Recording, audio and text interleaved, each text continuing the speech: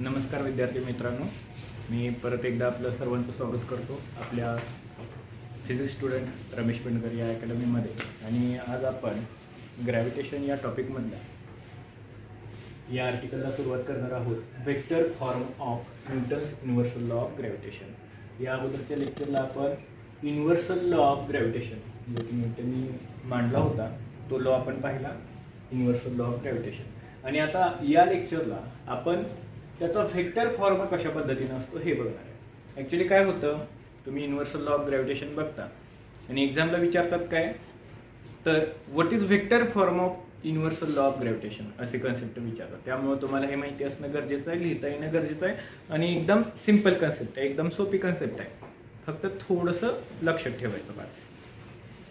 तर चला स्टार्ट करूया. काय आहे vector form of Newton's universal law of gravitation. आपल्याला युनिव्हर्सल लॉ ऑफ ग्रॅव्हिटेशन माहिती आहे, त्याचं स्टेटमेंट माहिती आहे. तुम्हाला स्टेटमेंट विचारतात आणि एक्सप्लेन करायला सांगतात. तर स्टेटमेंट काय आपण सांगतो, every particle of matter attracts every other particle of matter with the force which is directly proportional to product of masses and inversely proportional to the square of distance between them or square of distance between their centers. आता हे सगळी मी definition सांगितली तुम्हाला. आपण इथं लिहून पण बघूया आणि त्याचा अर्थ पण परत एकदा सांगतो, जे की आपण इथं पाठीमागे बघितलंच होतं तरी पण एकदा सांगतो. Every particle of matter attracts every other particle of matter with the force which is directly proportional to the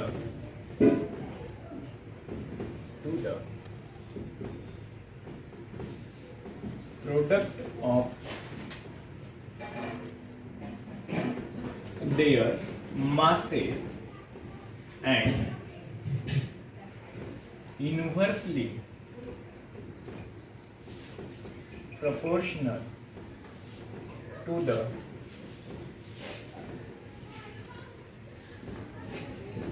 square of distance between them. हे स्टेटमेंट तुम्हाला लिहिणं गरजेचं आहे सुरुवातीला, कारण स्टेटमेंट विचारतात. काय विचारतात, क्वेश्चन कसा विचारतात, state the universal law of gravitation and explain it's vector form. अशा पद्धतीने क्वेश्चन तुम्हाला विचारते. त्यावेळेस तुम्ही हे पहिल्यांदा इथं लिहिलं पाहिजे स्टेटमेंट. सुरुवातीला तुम्ही लिहिलं पाहिजे स्टेटमेंट म्हणायचं, हे स्टेटमेंट लिहायचं आणि तिथून पुढे व्हेक्टर फॉर्म लिहायला स्टार्ट करायचा. पण व्हेक्टर फॉर्म स्टार्ट करण्या अगोदर आपण हे समजून घेऊया नेमकं हे स्टेटमेंट लिहिलंय काय आणि कशा पद्धतीने लिहिलेलं आहे, जे की आपण पाठीमागच्या लेक्चरला पण पाहिलं होतं. पण या लेक्चरला आपण एकदा डिटेलमध्ये समजून घेऊया. हे स्टेटमेंट काय सांगतंय बघा, force is directly proportional to product of masses. Every particle of matter attracts every other particle of matter with the force which is directly proportional to the product of their masses. Consider करा, imagine करा, कल्पना करा की हे मास m1 आहे, हे मास m2 आहे. आणि इथं बघा एव्हरी पार्टिकल ऑफ मॅटर, म्हणजे हे लहान लहान पार्टिकल असल्यासारखं इमॅजिन करू शकताय तुम्ही. हे दोन मासेस आहेत, दोन लहान कण आहेत असं समजा. आणि मग आपण ही डेफिनेशन, हे स्टेटमेंट इथे अप्लाय करूया. Every particle of matter attracts every other, म्हणजे हा पण पार्टिकल याला अट्रॅक्ट करेल आणि हा पण पार्टिकल याला अट्रॅक्ट करेल. असे प्रत्येक पार्टिकल युनिव्हर्स मध्ये असा कोणताही पार्टिकल नाही, असा कोणताही ऑब्जेक्ट नाही जो की दुसऱ्या ऑब्जेक्टवरती फोर्स अप्लाय करते. प्रत्येक ऑब्जेक्ट प्रत्येक दुसऱ्या ऑब्जेक्टवर फोर्स अप्लाय करत असते, ही गोष्ट लक्षात ठेवा. आणि कोणता फोर्स असतं तर ग्रॅव्हिटेशन फोर्स असतं, फोर्स ऑफ अट्रॅक्शन असतं. कोणता, फोर्स ऑफ अट्रॅक्शन और फोर्स ऑफ ग्रॅव्हिटेशन. मग इथं बघा every particle of matter attracts every other particle of matter with the force. कोणत्या फोर्सनं, with the force which is directly proportional. आणि ते कसं आहे, डायरेक्टली प्रपोर्शनल असणार आहे. ह्याचं मास m1, ह्याचं मास m2. हे पार्टिकल m1, हा पार्टिकल m2, आणि त्यांची ही मासेस आहेत. आणि त्याच्याशी कसं आहे, directly proportional to the product of their masses. Product of their masses आहे का रे हा प्रोडक्ट, m1 इंटू m2. याचं मास जे काय असेल ते 1 kg आपण इमॅजिन करू. याचं 1 kg, याचं 1 kg किंवा याचं 2 kg असं इमॅजिन करा. काही प्रॉब्लेम नाही, कितीही kg असू दे, आपल्याला काय घेणं देणं आहे. काय सांगितलं इथं, force is directly proportional to m1 into m2.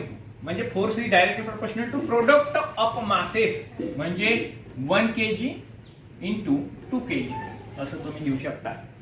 आलं का लक्षात, असा त्याचा अर्थ असतो. मग पुढे बघा आता, and inversely proportional to the square of distance between them. Inversely proportional म्हणजे कसं बघा, फोर्स इज इनव्हर्सली प्रपोर्शनल असं लिहायचं. Inversely 1 upon, force is inversely proportional to the square of distance between them. Square of, square म्हणजे काय रे, वर्ग. कोणाचा, distance between them. Distance between them म्हणजे या ऑब्जेक्टच्या सेंटर पासून या ऑब्जेक्टच्या सेंटर पर्यंत, किंवा ह्या पार्टिकलच्या सेंटर पासून या पार्टिकलच्या सेंटर पर्यंतचं जे काही डिस्टन्स असणार आहे, तुम्ही काहीही लिहा, डी लिहा, आर लिहा, ए लिहा, बी लिहा, काय लिहायचंय ते लिहा, पण ते कसं आहे, इनव्हर्सली प्रोपोर्शनल आहे, ऍज वेल ऍज स्क्वेअर आहे. येते का लक्षात, square of distance between them म्हणजे काय रे, एक तर तुम्ही 1 अपॉन डी स्क्वेअर लिहू शकताय, किंवा 1 अपॉन आर स्क्वेअर लिहू शकताय, काही प्रॉब्लेम नाही. याला 1 म्हणलं इक्वेशन नंबर, याला 2 म्हणलं. कोणावरून हे इक्वेशन लिहिले आपण, या स्टेटमेंट वरून लिहिले. कोणावरून लिहिले, कशावरून लिहिले, या स्टेटमेंटच्या आधारे हे आपण लिहिलेले आहे. आलं का लक्षात तुमच्या. आणि मग हे जर दोन कंबाईन केले तर आपल्याला हा फॉर्म्युला मिळतो, force is directly proportional to product of masses of 2 objects and inversely proportional to the square of distance between their centres. येते का लक्षात बघा, आपण लिहिलं का त्याच पद्धतीनं. म्हणजे काय केलं, इक्वेशन 1 आणि इक्वेशन 2 कंबाईन केलं. कशा पद्धतीने कंबाईन केलं ते इथं स्प्लिट करून दाखवतो. हे डायरेक्ट मी लिहिले, पण हे m1 into m2 into 1 upon R square केलं का रे कंबाईन. यानं याला मल्टिप्लाय केलं, ह्या दोन्ही बाजू सेम आहेत, आहे असं घेतलं. Force is directly proportional, force is directly proportional m1 into m2 into 1 upon R square into 1 upon R square, याला यानं मल्टिप्लाय केलं म्हणजे हेच फॉर्म भेटेल का. येते का लक्षात. एवढं हे सिंपल आहे. हे स्टेटमेंट आहे, या स्टेटमेंट वरून हे दोन फॉर्म्युलेस तयार करायचे आणि हे लिहायचे. अडचण येऊ शकेल का, काहीही अडचण नाही येणार. मग पुढे बघा, आता हा आपला फॉर्म्युला फायनल झाला, पण ऍक्च्युली हा फायनल आहे का फॉर्म्युला, नाही तर काय फायनल कधी होईल, ज्यावेळेस आपण ते डायरेक्टली प्रोपोर्शनल सिम्बॉल काढून कॉन्स्टंट इंट्रोड्यूस करेल. काय करेल, force is directly proportional to product of masses and inversely proportional to the square of distance between their centers or square of distance between them. हे खरं आहे, पण हा फायनल कधी होईल, हे डायरेक्टली प्रोपोर्शनल सिम्बॉल बाजूला काढल्यानंतर. आणि तिथं काय करावं लागतं, हे जर डायरेक्टली प्रोपोर्शनल सिम्बॉल काढलं तर आपल्याला एक कॉन्स्टंट तिथे इंट्रोड्यूस करावा लागतो, म्हणजे कॉन्स्टंट लिहावा लागत असतो. मग हा कॉन्स्टंट कुणी शोधलाय, हेनरी कॅव्हेंडिश यांनी शोधलेला आहे, आणि तो कॉन्स्टंट आहे कॅपिटल जी. आणि त्याला काय म्हटलं जातं, युनिव्हर्सल ग्रॅव्हिटेशनल कॉन्स्टंट, जे की आपण पाठीमागच्या लेक्चरला बघितलेलं आहे. त्याची व्हॅल्यू पण पाहिलेली आहे. काय आहे पाहिलेली व्हॅल्यू, आठवते का बघा, G is equal to 6.673 into 10 to the power minus 11 newton metre square per kg square होती का व्हॅल्यू, ही आठवली का. बेस्ट. बघा हा फायनल फॉर्म होईल. आलं का लक्षात तुमच्या. मग हा जरी फायनल फॉर्म झाला तरी ही ऍक्च्युली या फोर्सची काय आहे, ही जी आहे ती काय आहे, मॅग्निट्यूड आहे. काय आहे, मॅग्निट्यूड आहे, किंमत आहे. पण ऍक्च्युली डायरेक्शन शो करत नाही. डायरेक्शन असणं गरजेचं आहे की नाही. बघा बरं, इथं फोर्स हे मास M1 असेल, हे मास M2 असेल, हे मास M1 M2 एकमेकांकडे फोर्स अप्लाय करतंय का रे? बरोबर आहे का? करतंय की नाही? कोणतं फोर्स अप्लाय करतंय? ग्रॅव्हिटेशन फोर्स अप्लाय करतंय. म्हणजे मास M1 याच्यावर फोर्स ऍक्ट करतं, मास M2 M1 वरती फोर्स ऍक्ट करते. दोन्ही एकमेकांवरती फोर्स ऍक्ट करतायत का? फक्त असं आहे फक्त M1 M2 वरती ऍक्ट करते असं नाही, दोघं पण एकमेकांवरती फोर्स अप्लाय करतात. मग ही त्यांची मॅग्निट्यूड झाली, येते का लक्षात? ही त्यांची किंमत झाली. मॅग्निट्यूड म्हणजे काय असतं? फक्त किंमत, फक्त किंमत. मग इथं काय असणं गरजेचं आहे? डायरेक्शन सुद्धा असणं गरजेचं आहे. काय? दिशा सुद्धा महत्वाची आहे, येते का लक्षात? मग दिशा कशामुळे आपल्याला लक्षात येईल? कधी लक्षात येईल? ज्यावेळेस आपण त्याचा व्हेक्टर फॉर्म बघेल त्यावेळेस लक्षात येईल. वेक्टर फॉर्म जर नाही बघितला तर आपल्या लक्षात येईल का त्या फोर्सची डायरेक्शन कोणती आहे? कम्प्लिटली आपल्याला समजून घ्यायचं असेल तर त्याची डायरेक्शन माहिती असणं गरजेचं आहे, येते का लक्षात? मग याची डायरेक्शन माहिती करण्यासाठी आपल्याला काय करावं लागेल? आता आपण इथं आर घेतलेला आहे, इथं आर आहे डिस्टन्स असं समजूया. आर डिस्टन्स आहे, हे M1 M2 मासेस आहेत. या दोघांच्या सेंटर मधलं जे डिस्टन्स आहे ते स्मॉल आर आहे असं समजूया. मग मला सांगा, हे जे मास M1 आहे त्या मास M2 वरती फोर्स ऍक्ट करणार आहे का? त्याचबरोबर M2 सुद्धा M1 वरती फोर्स ऍक्ट करणार आहे. मग मला सांगा, हे M1 जे आहे M2 वरती फोर्स ऍक्ट करतोय, त्याची डायरेक्शन कोणती असेल रे? कोणत्या डायरेक्शननी फोर्स ऍक्ट करेल? आपण एखाद्या ऑब्जेक्टला फोर्स अप्लाय करतो, कॉन्टॅक्ट फोर्स अप्लाय करतो. आता ही ऑब्जेक्ट आहे, ही वस्तू आहे, या वस्तूला मी काय करतो? फोर्स अप्लाय करतो. बघा, हे अशा पद्धतीने फोर्स अप्लाय केलं, काय झालं? मुवमेंट झाली, बरोबर आहे की नाही? त्या वस्तूची मुवमेंट झाली, डिस्प्लेसमेंट झाली, वस्तू एका ठिकाणावरून दुसऱ्या ठिकाणी गेली, बरोबर आहे का? मग आता मला सांगा, ही पण ऑब्जेक्ट त्याचं मास M1 आहे, ही एक ऑब्जेक्ट आहे त्याचं मास M2 आहे. M1 ने याच्यावरती फोर्स अप्लाय केल्यानंतर काय इफेक्ट होईल? कोणत्या डायरेक्शनने फोर्स अप्लाय होईल? मी या ऑब्जेक्ट वरती फोर्स अप्लाय केलं, ज्या डायरेक्शनने फोर्स अप्लाय केलं त्या डायरेक्शनने त्याची मुवमेंट झाली, त्याच डायरेक्शनने त्याची डिस्प्लेसमेंट झाली, येते का लक्षात तुमच्या? मग आता मला सांगा, M1 न M2 वरती फोर्स ऍक्ट केल्यानंतर त्याची डायरेक्शन कोणती शो करेल? कोणत्या डायरेक्शनने ते असणार आहे फोर्स? बघा बरं, इमॅजिन करा. एक गोष्ट बघा, आपण काय बघतोय? ग्रॅव्हिटेशन टॉपिक बघतोय. ग्रॅव्हिटेशन हे कसलं फोर्स आहे? कसलं फोर्स आहे? रिपल्सिव्ह फोर्स आहे का? हे जे मी ऑब्जेक्ट वरती फोर्स अप्लाय करत होतो, याला पुश करत होतो, बरोबर आहे की नाही? किंवा या ऑब्जेक्टला मी माझ्याकडे खेचतोय, पुल करतोय, त्यावेळेस ती वस्तू मुवमेंट करते. हे पुश किंवा पुल अशा पद्धतीचं फोर्स आहे. म्हणजे तुम्ही इथं कल्पना करू शकताय, हे अट्रॅक्टिव्ह टाईपचं फोर्स आहे, अट्रॅक्शन करणार फोर्स आहे. म्हणजे M1 ने M2 वर ज्यावेळेस फोर्स अप्लाय करेल त्यावेळेस त्याची डायरेक्शन कोणती असणार आहे? आउटवर्ड डायरेक्शन असणार आहे, इनवर्ड डायरेक्शन असणार आहे, M1 कडे खेचली जाणारी डायरेक्शन असणार आहे, येते का लक्षात? त्याची डायरेक्शन कशी असणार आहे? M2 वर अशा डायरेक्शनने फोर्स अप्लाय होईल, येते का लक्षात? M1 M2 वर ऍक्ट करणारा फोर्स हे अशा पद्धतीचं असणार आहे, अट्रॅक्टिव्ह टाईपचं असणार आहे. तसंच M2 सुद्धा M1 वरती फोर्स अप्लाय करेल की नाही? M2 सुद्धा M1 वरती फोर्स अप्लाय करेल आणि त्याची डायरेक्शन सुद्धा कशी असणार आहे? याच्या सेंटरकडे खेचण्यासारखी असणार आहे. अर्थ प्रत्येक ऑब्जेक्टला काय करते? आपल्या सेंटरकडे खेचून घेते की नाही, येते का लक्षात? ग्रॅव्हिटेशन फोर्स आहे म्हणतो आपण. मग कोणत्याही दोन ऑब्जेक्ट मध्ये त्याच टाईपचं फोर्स असणार आहे, फक्त आपण बघितलं ते कशावरती डिपेंड असतं, त्याचे मासेस असतील, त्याच्या दोघांमधले डिस्टन्स असतील, याच्यावरती सर्व हे डिपेंड असतं. ते फोर्स मॅक्सिमम आहे की मिनिमम. जर मास खूप जास्त असेल तर फोर्स जास्त असणार आहे, मास जर कमी असेल तर फोर्स देखील कमी असणार आहे. बघा बरं, इथे इमॅजिन करू शकता, हे कसे आहेत? डायरेक्टली प्रोपोर्शनल आहे. डायरेक्टली प्रोपोर्शनल म्हणजे काय? याची जर अमाऊंट जास्त तर फोर्स देखील जास्त, येते का लक्षात? M1 M2 ची अमाऊंट जर जास्त असेल तर फोर्स सुद्धा जास्त होणार आहे. पण आपल्या जनरल लाईफ मध्ये आपली स्वतःची वजन विचारात घ्या, आपल्या वस्तूंची वजन विचारात घ्या, यांची वजन अर्थपेक्षा खूप कमी असतात. त्यामुळे यांच्याकडे प्रोड्यूस होणारे जे ग्रॅव्हिटेशन फोर्स आहे हे सुद्धा खूप कमी असणार आहे. येते का लक्षात? इमॅजिन करू शकताय तुम्ही. मग आता या पॉइंटकडे या. आता हे मास m1 आहे, हे मास m2 आहे, हे दोघं पण एकमेकांकडे फोर्स अप्लाय करणार आहेत. मग ते कोणत्या पद्धतीने, कशा पद्धतीने फोर्स अप्लाय करणार आहेत त्याच्यावर डिस्कशन करूया. इथं बघा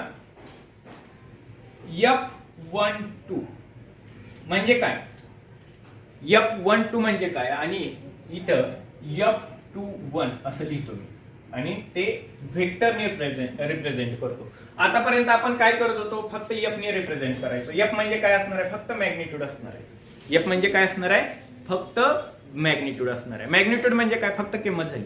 पण आता आपण काय शोधणार आहे, काय बघणार आहे, तर त्याचा व्हेक्टर फॉर्म बघणार आहे. मग F12 म्हणजे काय बघा. F12 कधी म्हणायचं, F12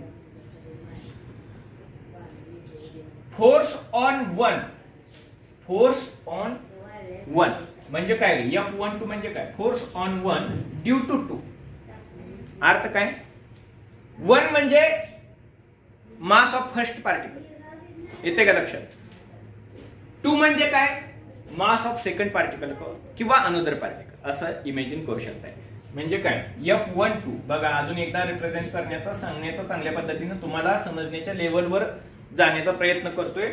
F12 याची डायरेक्शन कोणती असणार आहे, तर ही डायरेक्शन असेल. कोणती डायरेक्शन असेल, या डायरेक्शन असेल F12. का बरं रे, बघा मी काय सांगतोय, F12 force on mass 1 due to mass 2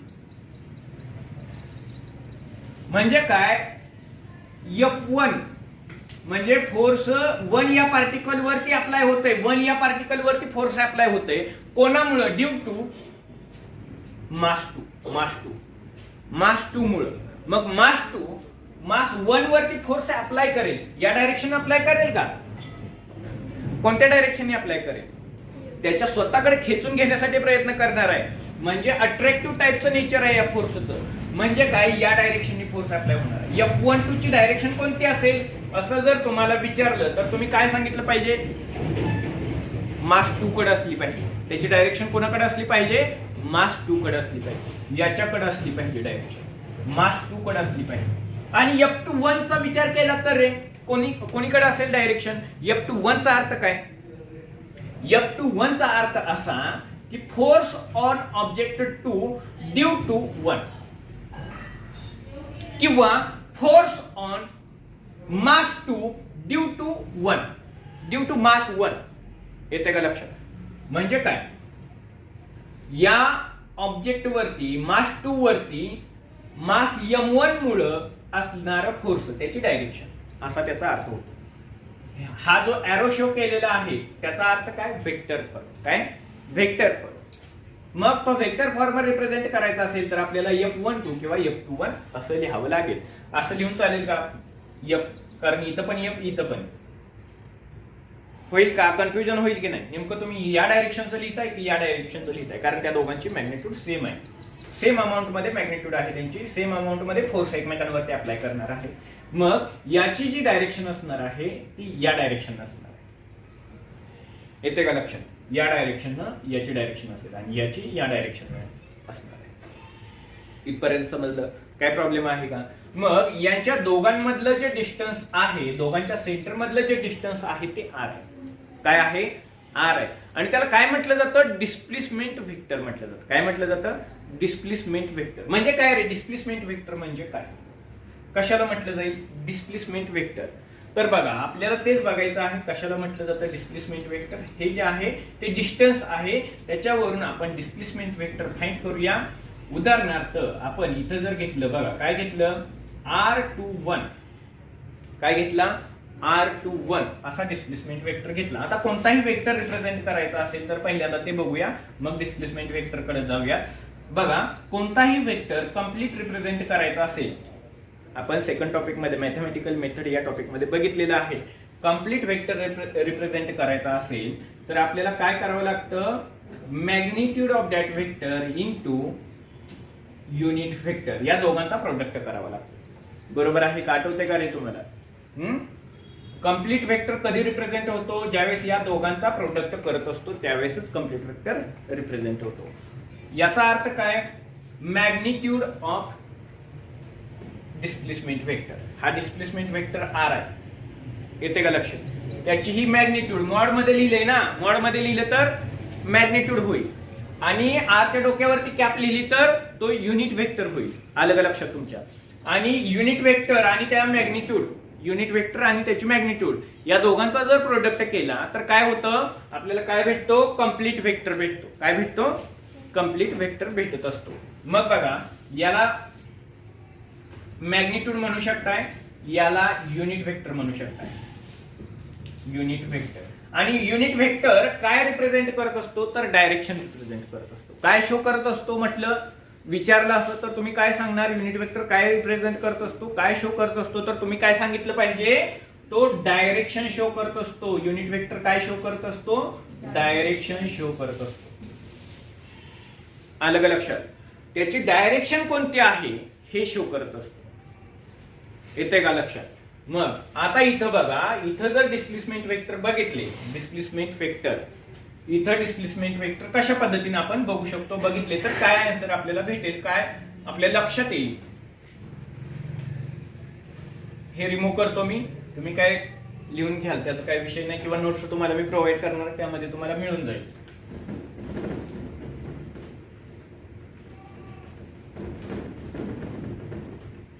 बघा आता इथं लक्ष द्या.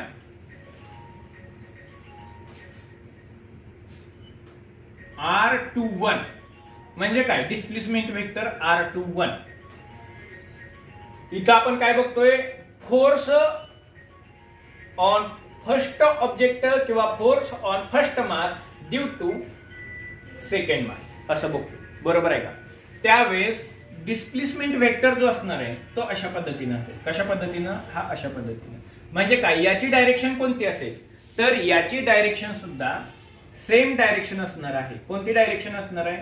ही डायरेक्शन असणार आहे F12 सारखी, याच्यासारखी डायरेक्शन असणार आहे. याचा अर्थ काय? रेडियस वेक्टर R21 चा अर्थ काय? याचा अर्थ मास 2 काय आहे? याचा अर्थ काय आहे? मास 2. 1 चा अर्थ काय आहे? Mass 1. Displacement of mass 1 due to mass first. येते का लक्षात? Displacement of mass 2 with respect to mass 1 असा या डिस्प्लेसमेंट वेक्टरचा अर्थ होतो R21 चा. बघा लक्षात येते का? इमॅजिन करू शकताय का?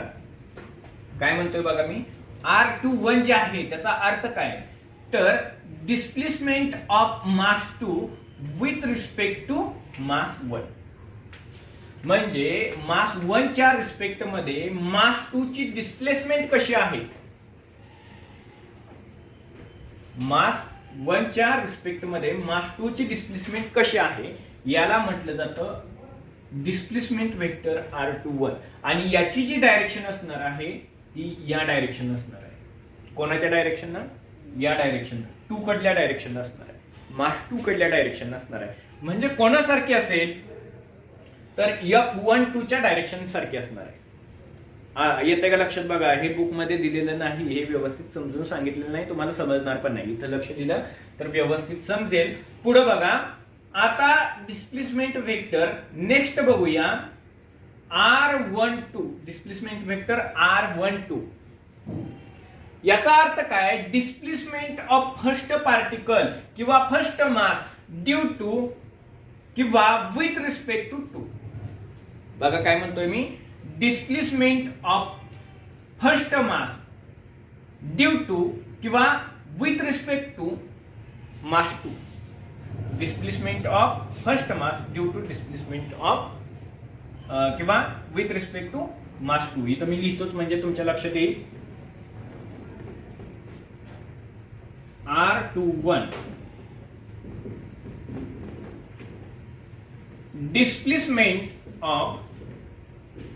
displacement of mass 2 with respect to mass 1. आलं का लक्षात? आता बघा याचा अर्थ होणार R21 वेक्टर R21 याचा अर्थ आणि R12 चा अर्थ काय होईल रे? याचा अर्थ होणार आहे डिस्प्लेसमेंट ऑफ मास, इथं राहिलं mass m1, displacement of mass m1 with respect to mass कोणता आहे? मास 2. अर्थ लक्षात येतो का बघा? मास 2 च्या रिस्पेक्ट मध्ये मास 1 ची असणारी डिस्प्लेसमेंट असा त्याचा अर्थ होणार आहे. आणि याची जी डायरेक्शन असणार आहे ती ही डायरेक्शन असणार आहे, अपोजिट डायरेक्शन असणार आहे. म्हणजे मास 2 कडून मास 1 कडे असणार आहे. कोणाची? R12 ची डायरेक्शन. R21 ची डायरेक्शन मास 1 कडून मास 2 कडे असणार आहे. लक्षात येते का बघा तुमच्या? ह्या डायरेक्शन एकमेकाच्या अपोजिट असणार आहे, R12 ची आणि R21 ची डायरेक्शन. हे काय आहे? डिस्प्लेसमेंट वेक्टर आहे. क्लिअर झालं का इथपर्यंत? बघा मग आता पुढे आपण काय करूया, हे पहिलं तर मी रिमूव्ह करतो आणि मग इथून पुढे व्यवस्थित आपल्याला एक्सप्लेन करून लक्षात घेता येईल. आता मी सुरुवातीला काय करतो, याचा फॉर्म्युला लिहितो. कशाचा? जनरल फॉर्म्युला, किंवा आपण फक्त मॅग्निट्यूडचा फॉर्म्युला लिहितो. फोर्सचा मॅग्निट्यूडचा फॉर्म्युला काय आहे? F is equal to G into M1 into M2 upon R square. ही मॅग्निट्यूड आहे, बरोबर आहे की नाही? ही फक्त मॅग्निट्यूड झाली. आपल्याला जर याला व्हेक्टर फॉर्म मध्ये कन्वर्ट करायचं असेल तर कसं करावं लागतं? F12 सुरुवातीला घेऊया. म्हणजे काय? F12 म्हणजे काय? Force on mass 1 due to 2 असं घेऊया. Is equal to G into M1 into M2 upon R square. आणि पुढे काय लिहूया?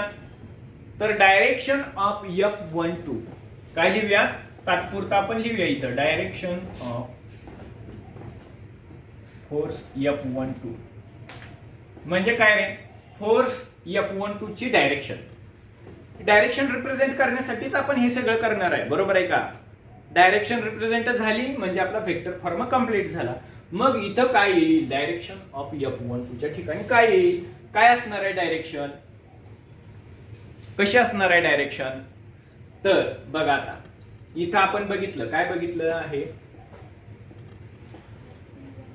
R21 म्हणजे कोण आहे? Displacement of mass 2 with respect to mass 1 आहे. R12 म्हणजे कोण आहे? Displacement of mass 1 with respect to mass 2. हे आपण बघितलेलं आहे. मग इथं काय येईल? काय लिहिता येईल आपल्याला? हे R म्हणजे नेमकं काय असतं? R म्हणजे डिस्टन्स असतं. काय असतं? R म्हणजे डिस्टन्स असतं. आणि मग हे डिस्टन्स तुम्ही असं रिप्रेझेंट करू शकता. कशा पद्धतीने रिप्रेझेंट करू शकताय बघा? एक तर ते मॅग्निट्यूड असणार आहे, म्हणजे मगाशी तुम्हाला सांगितल्या पद्धतीने बघा, R वेक्टर जर कम्प्लीट रिप्रेझेंट करायचा असेल तर तुम्हाला काय करावं लागतं? सुरुवातीला मॅग्निट्यूड लिहावी लागते आणि परत त्याचा युनिट वेक्टर लिहावा लागतो, बरोबर आहे का? आठवलं का? आता थोड्या वेळापूर्वी इथं सांगितलं होतं एक्सप्लेन करून अशा पद्धतीने लिहावं लागत असतं. मग मी तिथेही तुम्हाला सांगितलं होतं, काय सांगितलं होतं? हे मॅग्निट्यूड आहे आणि हा युनिट वेक्टर आहे. आणि युनिट वेक्टरच काय करत असतो? डायरेक्शन शो करत असतो. मग इथं कोण पाहिजे तुम्हाला? कोण हवाय? डायरेक्शन पाहिजे की नाही? कोणाची डायरेक्शन पाहिजे? F12 ची डायरेक्शन पाहिजे. कोणाची डायरेक्शन पाहिजे? F12 ची डायरेक्शन पाहिजे. Force on first particle due to second याची डायरेक्शन पाहिजे. याची डायरेक्शन कोणती आहे? आपण बघितली, ही डायरेक्शन आहे. कोणती आहे डायरेक्शन? ही आहे 1 कडून 2 कडे. आणि इथं बघा आता डिस्प्लेसमेंट वेक्टर R21 त्याची डायरेक्शन कोणती आहे? तीच आहे की नाही डायरेक्शन? येते का लक्षात तुमच्या? मग इथं जर आपण अशा पद्धतीने ठेवलं R21, हे सुद्धा कसं लिहिता येईल रे? R21 into R21 unit vector असं लिहिता येईल का? बघा इथं काय केलेलं? 1 2 2 1 2 1 2 1 इथं जसं रिप्रेझेंट केले म्हणजे हाच फॉर्म आहे, फक्त या फॉर्म मध्ये घेतला, वेक्टर फॉर्म मध्ये घेतला, किंवा particle first due to second second due to first याप्रमाणे घेता येणार आहे आपल्याला. इथेही सेम त्याच पद्धतीनं R21 आहे, R12 करूयात आपण इज इक्वल टू, इथं काय येईल रे, R12 येणार इंटू युनिट वेक्टर R12. अशा पद्धतीनं दोन फॉर्म मध्ये लिहिता येणार आहे आपल्याला. येते का लक्षात तुमच्या, दोन फॉर्म मध्ये. आणि प्रत्येक ठिकाणी हा डायरेक्शन शो करतोय म्हणजे हा सुद्धा डायरेक्शन शो करेल, म्हणजे हा सुद्धा डायरेक्शन शो करणार आहे. येते का लक्षात. परत बघा, फक्त ही टर्म आहे तिथंच ठेवूया, या टर्मला इकडे ट्रान्सफर करूया. काय होईल रे, ही टर्म या टर्मला डिवाइड होईल, ही टर्म या टर्मला डिवाइड होईल. येते का लक्षात. ते आपण परत करूया. अगोदर सुरुवातीला इथं ठेवून बघूयात F12 ची डायरेक्शन. F12 ची डायरेक्शन कोणती आहे, ही डायरेक्शन आहे. मग आपल्याला कोणता डिस्प्लेसमेंट वेक्टर ठेवला पाहिजे, त्याची डायरेक्शन ही असायला पाहिजे, सेम डायरेक्शन असायला पाहिजे. येते का लक्षात. मग सेम डायरेक्शन कोण शो करतोय, हा position vector sorry displacement vector show करतोय. कोण आहे, R21 डिस्प्लेसमेंट वेक्टर जो आहे तो सेम डायरेक्शन शो करतो. कोणाची सेम डायरेक्शन, F12 ची डायरेक्शन शो करतोय. चला लिहून बघूयात आपण. हे तुमच्या बुक मध्ये दिलेलं नाही, मात्र हे सीईटी नीटला उपयोगी पडणार आहे म्हणून तुम्हाला मी जास्त देतोय. तुम्ही आपल्या बुक मध्ये दिलेलं इझिलीच काढू शकताय. हे जर तुम्हाला समजलं तर हे बुक मध्ये दिलेलं तुम्हाला काही अवघड जाणार नाही. त्यामुळे हे समजून घ्या. हे एनसीईआरटी लेवलचं तुम्हाला टीचिंग चालू आहे, एनसीईआरटी लेवलवर टीचिंग करतोय तुम्हाला. बघा आता, हे F12 is equal to G into M1 into M2 upon R². ठीक आहे ना, असं लिहिलं. पुढे बघा, मग डायरेक्शन काय आहे, F12 ची डायरेक्शन कोणती आहे, ती डायरेक्शन कोणती, 1 कडून 2 कडे. याची कोणती डायरेक्शन आहे, 1 कडून 2 कडेच आहे ना. याची अपोजिट आहे, 2 कडून 1 कडे आहे. बरोबर आहे का. मग हे आपण इथं लिहिलं, काय प्रॉब्लेम आहे का, R21 काय लिहिलं, R21 लिहिलं. काही प्रॉब्लेम आहे का. ही डायरेक्शन शो करायला लागला की नाही. आता कोणाची डायरेक्शन शो करायला लागला, F12 ची डायरेक्शन शो करायला लागला. आणि तेच विचारलं होतं आपल्याला. काय विचारलं होतं, याची डायरेक्शन कोणती आहे ते विचारलं होतं. मग आता पुढे बघा, हे झालं व्हेक्टर फॉर्म मध्ये. मग तेच आपण कशा पद्धतीनं कम्प्लीट व्हेक्टर रिप्रेझेंट करायचं असेल तर आपण अशा पद्धतीनं लिहू शकतो. हे जर अशा पद्धतीनं लिहायचं असेल तर इथं बघा मी काय करतोय, युनिट वेक्टर R21 ही टर्म सुरुवातीला लिहितो, इज इक्वल टू इथं लिहितो. ही टर्म इकडे ट्रान्सफर केल्यानंतर काय येईल रे, R21 upon R21 magnitude of R21 असं येईल का रे, येऊ शकते का. बघा काय केलं मी, ही जी टर्म आहे ती आहे तिथंच ठेवली आणि ह्या टर्मला इकडे ट्रान्सफर केलं. म्हणजे R21 divided by magnitude of R21. इथं लिहिलंय का मी, ते लिहिलंय का, तेच इथं लिहू शकतोय का आपण. तेच इथं लिहिलं तर काय येईल बघा बर, G M1 M2 upon R² into R21 upon magnitude of R21 असं येईल का. या ठिकाणी आपण हे ठेवू शकतोय, काय अडचण आहे का. ऍक्च्युली इथं युनिट वेक्टर करायला पाहिजे होतं. आर बार नाही ठेवून चालणार. आर बार वा डिस्प्लेसमेंट वेक्टर असं लिहून नाही चालणार. कॅप काढायला पाहिजे. का बरं, कारण आपण काय सुरुवातीपासून बघतोय, जर कॅप असेल तर तो डायरेक्शन शो करतो. जर कॅप असेल तर तो युनिट वेक्टर असतो, तरच तो डायरेक्शन शो करत असतो. बरोबर आहे की नाही. मग इथं चुकून माझं असं झालं होतं, बार झालं होतं, पण तिथं बार नसताना काय आहे, कॅप आहे. आलं का लक्षात. मग कॅपच्या ठिकाणी आपण ही कॅपची किंमत ठेवू शकतोय का. आर कॅपची किंमत काय आहे, आर कॅप किंवा unit vector 21, unit vector R21 is equal to R21 upon mod in mod R21. येते का लक्षात. बघा तुमच्या तीच किंमत इथे ठेवली मी, तीच किंमत इथे ठेवलेली आहे का. मग आता पुढे काय कन्सेप्ट समजून घ्यायची आहे बघा. यांची जी मॅग्निट्यूड आहे, कोणाची, R21 ची मॅग्निट्यूड असेल किंवा R12 ची मॅग्निट्यूड जी असेल. बघा मी काय म्हणतोय, R21 ची मॅग्निट्यूड किंवा R12 ची मॅग्निट्यूड ही R शी इक्वल असते. कशी असते, आरशी इक्वल असते आणि अपोजिट इन डायरेक्शन असते. येते का लक्षात? बघा, म्हणजे तुम्ही R is equal to R21 असं लिहू शकता. मॅग्निट्यूड आहे, किंमत ही दोघांची सेम असणार आहे आणि तीच R12 शी पण सेम असणार आहे. हे डिस्टन्स चेंज होणार आहे का? या दोघांमधला आर हे डिस्टन्स फिक्स राहणार आहे, म्हणजे त्याची किंमत फिक्स असायला पाहिजे. बरोबर आहे का? मग त्याची जर मॅग्निट्यूड रिप्रेझेंट करायची झाली तर आपण फिक्स आहे असं शो करू शकतोय. मात्र जर डायरेक्शन शो करायची झाली तर एकमेकांना अपोजिट असणार आहे.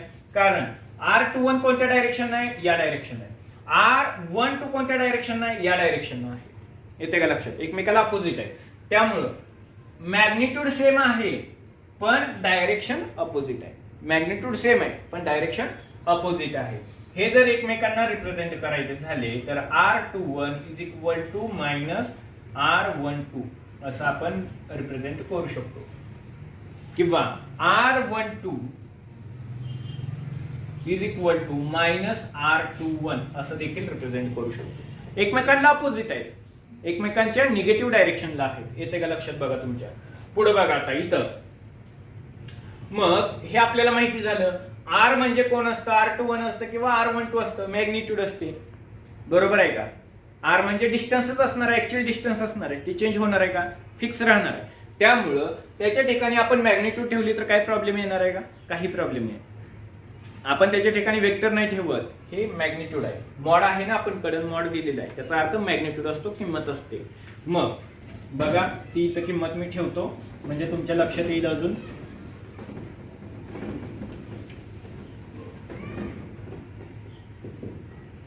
F12 इथं जी M1 M2 upon R square आहे. आता ह्या R स्क्वेअर ऐवजी आपण R21 मॉड मध्ये R21 असं लिहू शकतो, किंवा मॉड इन मॉड R12 असं पण लिहू शकतोय. काही प्रॉब्लेम नाही, कारण आपल्याला माहित आहे R म्हणजे फिक्स राहणार आहे, ते मॅग्निट्यूड असणार आहे, डिस्टन्स असणार आहे.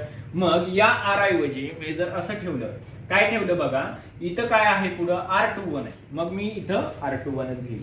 मॅग्निट्यूड कोणती घेईल? R21 घेईल. R21 चीच मॅग्निट्यूड घेईल. का बरं R12 ची घेणार नाही? कारण हे एकमेकाला वेगळे वेगळे होतील ना, त्याचा आपल्याला फायदा नाही होणार. येते का लक्षात? त्यामुळे मी काय करतो, इथं मॅग्निट्यूड ऑफ R21, कारण दोन्हीचा अर्थ तोच होणार आहे, मॅग्निट्यूडच असणार आहे, दोन्हीची व्हॅल्यू सेमच असणार आहे. हे समजा 10 असेल तर 10च मीटर राहणार आहे ना, 10 मीटर असेल तर 10च मीटर राहील, 5 मीटर असेल तर 5 मीटर राहील. मॅग्निट्यूड राहणार आहे ना तेवढीच. 10 असेल तर 10 राहील, 5 असेल तर 5 राहील, 20 असेल तर 20 राहील. येते का लक्षात? इथं कोणत्याही पद्धतीने लिहिले तर काही फरक पडणार नाही. त्यामुळे मी काय करतो, इथं जे आहे तेच इथं घेतो, म्हणजे आपल्याला लिहायला सोपं होईल. बघा आता R21 upon magnitude of R21. R21 आहेत का दोन्ही सेम? आपण मल्टिप्लाय करू शकतोय. मल्टिप्लाय केलं तर इथं काय होतं रे? स्क्वेअर होता ना, इथं स्क्वेअर लिहायचा राहिला होता, इथं स्क्वेअर होता, मग इथं स्क्वेअर आहे, R21 चा स्क्वेअर आहे, यानं याला मल्टिप्लाय केलं तर क्यूब होईल. काय होईल? क्यूब होईल. F12 क्यूब म्हणजे काय? घन होईल. बघा मग कसा लिहायचा तो? कसा लिहिला पाहिजे? R21 क्यूब इंटू ही टर्म R21 बाय. आलं का लक्षात तुमच्या? आता हे अशा पद्धतीने पण तुम्ही रिप्रेझेंट करू शकत असताय, काही प्रॉब्लेम नाही. अशा पद्धतीनं तुम्ही रिप्रेझेंट करू शकता याला. मग हे झालं F12 चं force on first particle due to second particle. असं झालं. ते काय झालं? Is equal to GM1 into M2 upon mod R12 of cube into R21. येते का लक्षात? हे तुमचं फर्स्ट साठी झालं, due to first particle on, किंवा काय म्हणता येईल याला, force on first particle due to second particle असं म्हणता येईल. मग आता अजून आपल्याला काय करता येईल, याच्यामध्ये चेंजेस काय करता येतील का? तेच आपण अशा पद्धतीने लिहू शकतोय. बघा जसं की तुमच्या बुक मध्ये दिलेलं आहे, हेच आपण अशा पद्धतीने लिहू शकतोय. F12 is equal to GM1 into M2 upon, इथे या कुठे या फॉर्म्युल्यापाशी या फॉर्म्युल्याजवळ येऊन विचार करा. आर स्क्वेअर येते लक्षात. इथं काय आहे, युनिट वेक्टर R21 आहे. युनिट वेक्टर R21 ची डायरेक्शन, युनिट वेक्टर R21 ची डायरेक्शन कोणाच्या डायरेक्शन सारखे आहे, F12 च्या डायरेक्शन सारखे आहे. आपण इथं बघितले की नाही आधीच, F12 ची डायरेक्शन ही डायरेक्शन आहे, R21 ची डायरेक्शन ही डायरेक्शन आहे. मग इथं आपण काय लिहितोय, F12 डायरेक्शन, F12 लिहितोय. इथं जर समजा आपण असं लिहिलं, काय लिहिलं, 1 2 असंच लिहिलं, R12 डिस्प्लेसमेंट वेक्टर R12 असंच लिहिलं, तर इथं निगेटिव्ह साइन इंट्रोड्यूस होईल. काय होईल, निगेटिव्ह साइन इंट्रोड्यूस होईल. का बरं रे, काय कारण असेल निगेटिव्ह साइन इंट्रोड्यूस होण्याचं? कारण काय आहे, कारण R12 ची जी डायरेक्शन आहे ती कशी आहे, या डायरेक्शन आहे, अपोजिट डायरेक्शन आहे. कोणाच्या अपोजिट डायरेक्शन आहे, F12 च्या अपोजिट डायरेक्शन आहे. त्यामुळे इथं निगेटिव्ह साइन इंट्रोड्यूस होईल. आणि या निगेटिव्ह साइनचा अर्थ काय असतो, directions are opposite to each other. कोणाच्या directions, direction of force and direction of displacement vector are opposite to each other. त्यामुळे हे निगेटिव्ह साइन इंट्रोड्यूस करावं लागतं. येते का लक्षात, सिंपली लक्षात आलं का, एकदम समजलं का, सोपं आहे का, अवघड आहे काय? तेच परत आपण अशा पण पद्धतीने लिहू शकत असतो. हे सर्व फॉर्म तुम्हाला बुक मध्ये नाही दिलेले, पण इथं लक्षात ठेवा, इथं शिकवतोय त्याचा फायदा झाला पाहिजे तुम्हाला. कारण हे सीईटी नीटला अशा फॉर्म्युल्यावरून क्वेश्चन विचारतात किंवा हे फॉर्म्युले विचारतात, तुम्हाला एक्झॅक्ट ओळखता आले पाहिजेत. आलं का लक्षात? तुम्हाला जर विचारला identify the vector form of universal law of gravitation, तुम्ही लगेच ऑप्शन दिलेले बघितले पाहिजेत. यामध्ये पण देऊ शकतात, यामध्ये पण देऊ शकतात, वेगळे ऑप्शन देऊ शकतात, आणि यातला कोणताही एक फॉर्म देऊ शकतात. तुम्ही लगेच आयडेंटिफाय करू शकला पाहिजे की बाबा हा वेक्टर फॉर्म आहे, आपण बघितला होता, तो वेक्टर फॉर्म अशा पद्धतीचा होता. हे आपण स्टेपनी सोडवत जाताना कोणताही तुम्हाला विचारू शकतील, हा विचारू शकतील, हा विचारू शकतील, हा विचारू शकतील, कोणताही एक वेक्टर फॉर्म तिथे रिप्रेझेंट केला जाईल, बाकी सगळे रिमूव्ह. फक्त फायनल फॉर्मच लक्षात ठेवायचा, असं करायचं नाही. आलं का लक्षात? ह्या सर्व स्टेप लक्षात ठेवायच्या.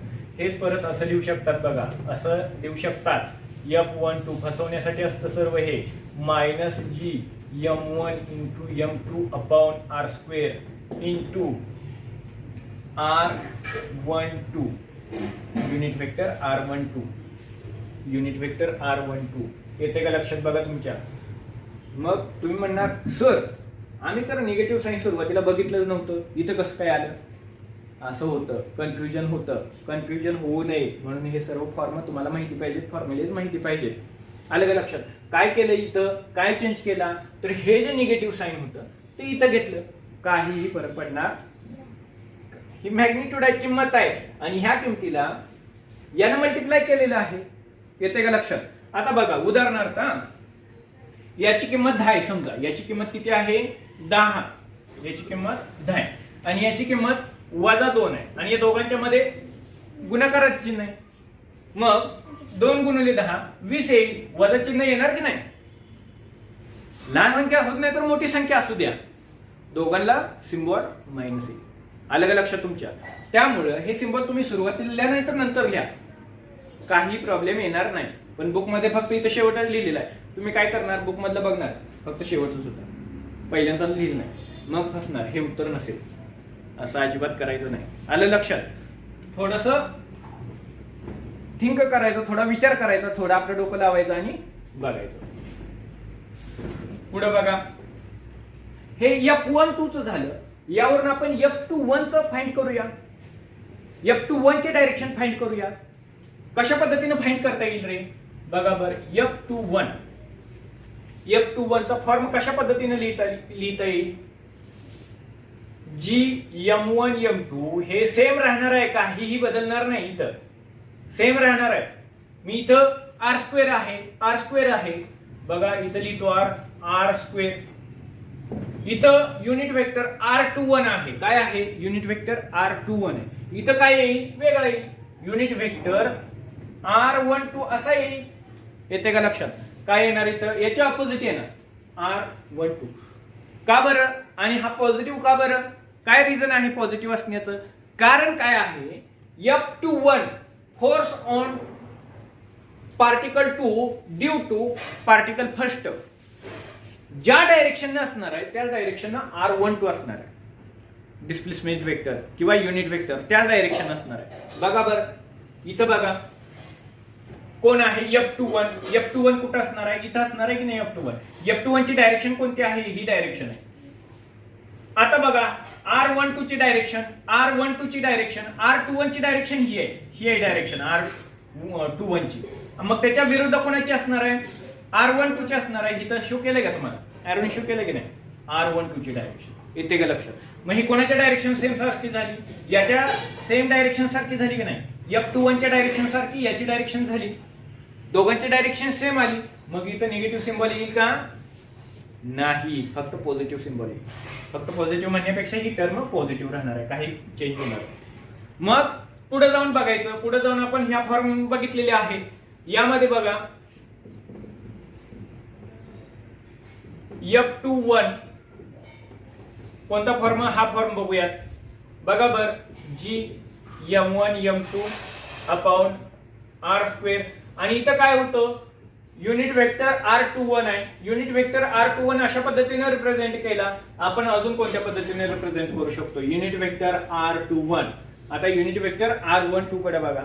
युनिट वेक्टर R12 कडे इथं मी लिहिले होते युनिट वेक्टर सर्व, बरोबर आहे का? एका खाली एक लिहिले होते. R12 कशा पद्धतीने रिप्रेझेंट करू शकतोय? तर R12 जर रिप्रेझेंट करायचं असेल तर त्याला आपण, मी इथं डायरेक्ट लिहितोय का? इथं लिहून दाखवू द्या. इथं लिहून दाखवतो. R वेक्टर असेल तर तो कम्प्लिटली शो करायचा असेल तर तो आपण अशा पद्धतीने शो करतो. मग इथं कोणता आहे? R12 आहे. R12 म्हणजे तो अशा पद्धतीने शो केला जाईल R12. मग इथं त्याची मॅग्निट्यूड असणार आहे R12 ची magnitude into unit vector R12 असं असणार आहे. येते का लक्षात? मग ही टर्म इकडे ट्रान्सफर केली तर R12 म्हणजे vector R12 divided by magnitude of vector R12 is equal to R12 अशी टर्म भेटेल. बरोबर आहे का? लक्षात येते का बघा तुमच्या? ही टर्म इकडे ट्रान्सफर केली, डिवाइडला जाणार आहे, इज इक्वल टू ही टर्म राहणार आहे फक्त. म्हणजे ही टर्मचं इथं मी एक्सप्लेनेशन लिहितो. R12 upon magnitude of R12 is equal to R12 unit vector R12 अशी टर्म भेटेल. येते का लक्षात? मग इथं काय आहे? युनिट वेक्टर R12 आहे. युनिट वेक्टर R12 म्हणजे ह्याच्याशी इक्वल आहे. मग ही टर्म मी इथं लिहिली तर काय प्रॉब्लेम आहे का रे? R12 upon magnitude of R12 काय प्रॉब्लेम आहे का? काही प्रॉब्लेम नाही, आपण असं लिहू शकतो. बरोबर आहे की नाही? आता पुढे बघा काय R म्हणजे कोण आहे? R21 शी इक्वल आहे, त्याचबरोबर R12 शी सुद्धा इक्वल आहे, मॅग्निट्यूड आहे. ह्या दोन्हीशी दोघं पण एकमेकांचे इक्वल आहेत. कारण मगाशी तुम्हाला सांगितलं R ची किंमत 10 असेल तर ती 10च राहणार, याची पण 10च राहणार, याची पण 10च राहणार. मॅग्निट्यूड आहे फक्त ती, त्यामुळे 10 लिहू शकतोय आपण. पुढे बघा आता इथं बघा R स्क्वेअर आहे. R स्क्वेअर आहे म्हणजे काय असणार आहे? आता हे रिमूव्ह करू द्या का? लक्षात आले तुमच्या हे सर्व?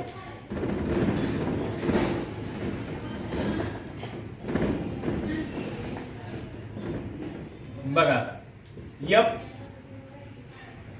F21 is equal to G M1 M2 upon R square. R square आहे म्हणजे आपण काय लिहू शकणार आहे?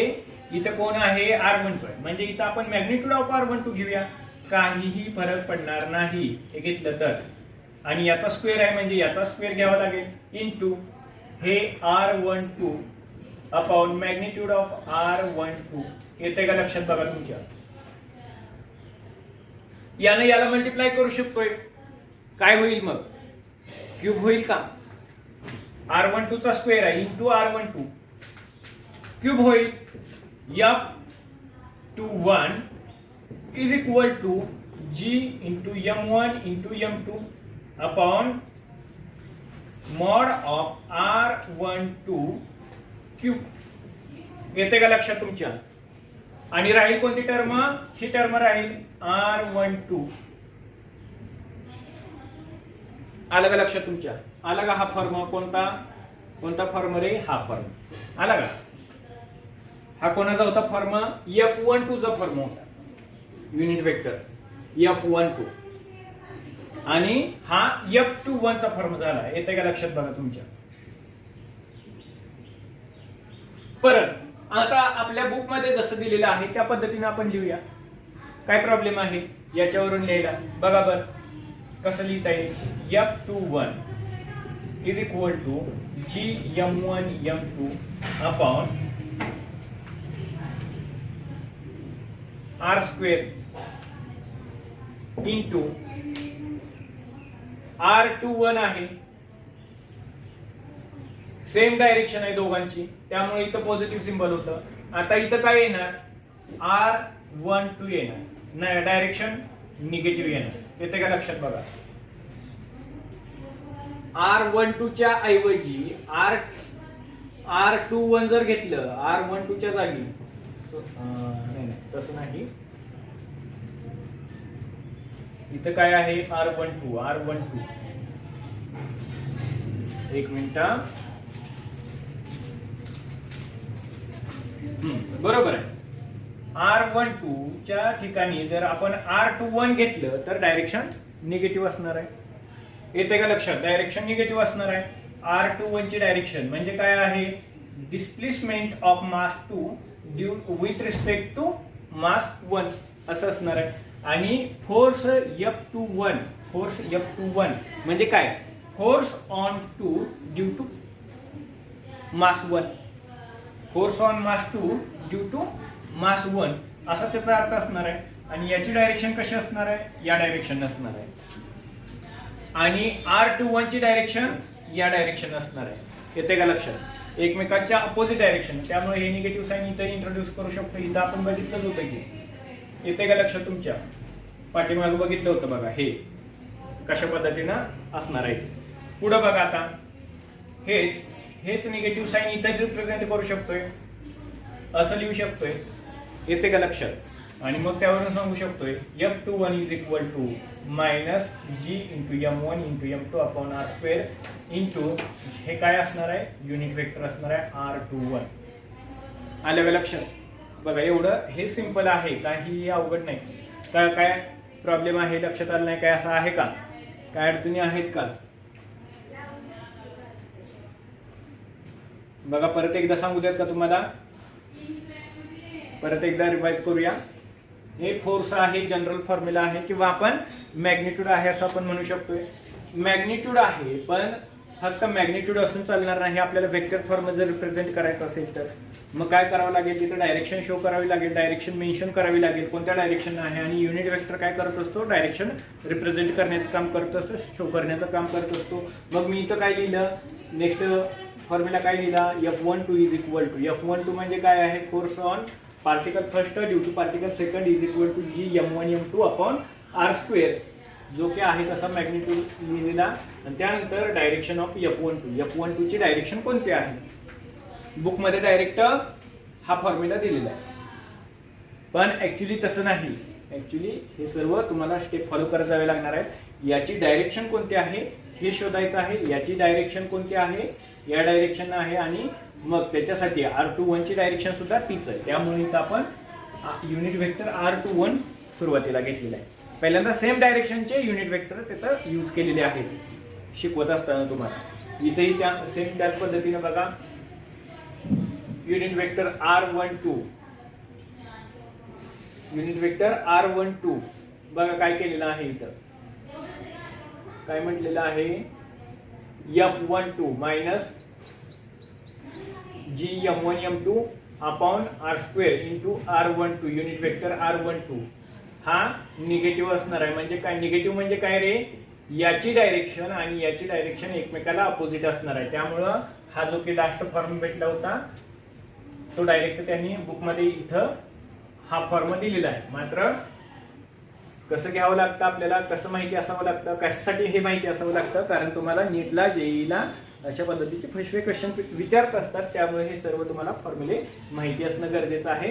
पण तुम्ही तुमच्या एक्झाम मध्ये फक्त हा फॉर्म्युला लिहिला याचं स्टेटमेंट लिहिलं जे काही सुरुवातीला लिहिलं होतं ते स्टेटमेंट लिहिलं. त्यानंतर हा जनरल फॉर्म्युला लिहिला त्यानंतर हे लिहिलं आणि हा लास्ट फॉर्म्युला लिहिला वेक्टर फॉर्मचा तरी चालू शकतं. काही प्रॉब्लेम नाही. मार्क आउट ऑफ आउट पडतील. फक्त तुम्हाला दोन पद्धतीने रिप्रेझेंट करावं लागेल. एक म्हणजे F12 is equal to minus G(M1M2) upon R² into R12 cap अशा पद्धतीने एक फॉर्म्युला झाला. आणि दुसऱ्या पद्धतीने म्हणजे हा फॉर्म्युला झाला F21 is equal to minus G(M1M2) upon R² into R unit vector R21 अशा पद्धतीनं एक रिप्रेझेंट करावं लागेल. म्हणजे हे दोन फॉर्म्युले तुम्ही लिहिले, ह्या दोन फॉर्म्युलेच्या अगोदर एक स्टेटमेंट लिहिलं, स्टेटमेंट नंतर हा जनरल फॉर्म्युला लिहिला, जनरल फॉर्म्युला नंतर हा फॉर्म्युला लिहिला आणि त्यानंतर हे दोन फॉर्म्युले लिहिले तरी तुम्हाला आउट ऑफ जेवढे त्या क्वेश्चनला 3 किंवा 4 मार्काला विचारतील तेवढे मार्क तुम्हाला मिळू शकतात, पडू शकतात. आलं का लक्षात तुमच्या? मात्र हे सर्व जे शिकवलेलं आहे हे तुम्ही लक्षात ठेवायचं. हे तुम्हाला कन्व्हर्जन किंवा हे जे काय आहेत टर्म कशा पद्धतीने ट्रान्सफर होतात किंवा कशा पद्धतीने रिप्रेझेंट करत असतात, कशा पद्धतीने रिप्रेझेंट केलेले आहेत, हे सर्व तुम्हाला माहिती असणं गरजेचं आहे. आलं लक्षात तुमच्या? ठीक आहे.